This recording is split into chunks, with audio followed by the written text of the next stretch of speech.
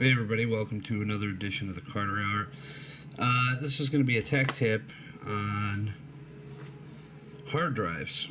Now, as we progress into the future, things are starting to go solid state, but I'm sure all of you have had an issue with a hard drive going bad at some point in time, and generally you'll end up with a hard drive that tries to start up but starts ticking or won't start up at all.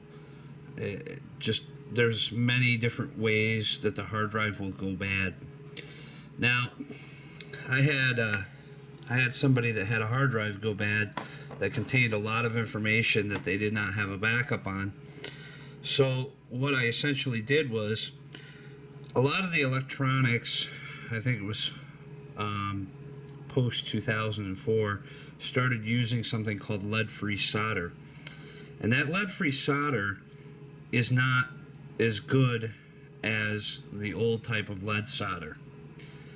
And what I mean by that is, eventually when circuit boards heat up and then they cool down and heat up and cool down, eventually that lead-free solder will crack and cause either not a good connection or no connection at all, and that will cause things like hard drives to stop working.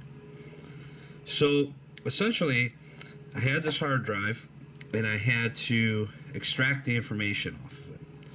So what I did was, essentially I removed all these screws right here.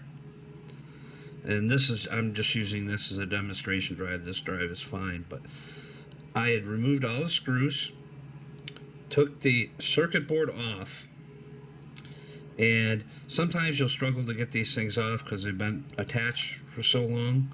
So just take your time, be really easy, don't use any force. If it's not coming out, check why it's not coming out. But generally, all the screws on the back will release this board from the hard drive.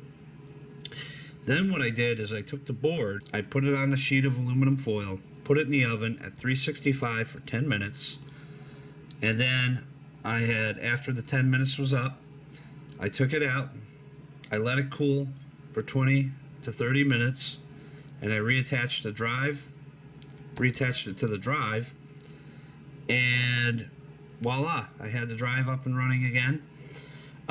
Though I was going to transfer the information because I was thinking that the drive was not going to be reliable again, and so I got all the information I needed off of it and was able to move it to a new hard drive. So essentially, even if you have a dead drive, you may not be dead in the water. Sometimes this tip will work, sometimes it will not. It just depends on what the damage to the drive is. So there's a tip for you for repair of a hard drive, and it will not necessarily work in all circumstances though.